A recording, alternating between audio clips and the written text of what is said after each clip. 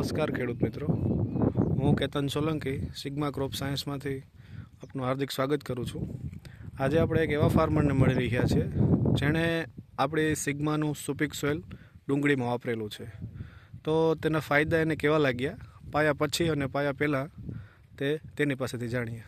તમારું નામ શું ભાઈ? મારું નામ ભરતભાઈ ભૂપતભાઈ મજીઠિયા, ગામ છેમળિયા, તાલુકો તાલાડા, ગીર સોમનાથ જિલ્લાના.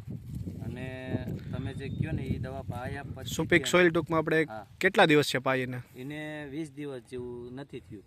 20 દિવસ? હા, 20 દિવસ પહેલાં મતલબમાં ડુંગળીનું પ્રમાણમાં મતલબમાં કુણેપ જે હતી ને, મતલબમાં કુણેપ નહોતી, આવી પીળી થતી હતી. પીળી થતી હતી પહેલાં, જે સુપિક સોઇલ નહોતું પાયું પહેલાં. અને પાયા પછી કેટલો શું ફરક દેખાણો? પાયા પછીથી મતલબમાં એની અંદર કુણપ મતલબમાં લોદર જે આવે ને, લોદર એકદમ કૂણું માખણ જેવું છે.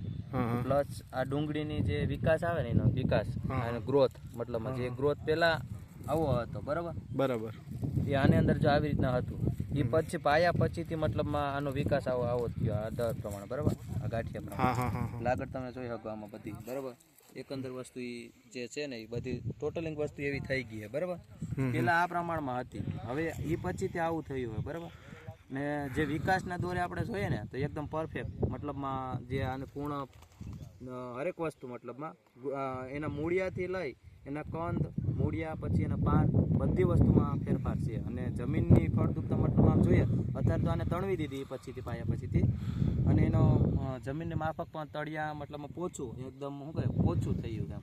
ટૂંકમાં જમીનની ફોલોસિટી વધી ગઈ ને? ફોલોસિટી વધી છે, બરાબર. તો એનું પ્રમાણ સારું જોવા મળ્યું દવાનું.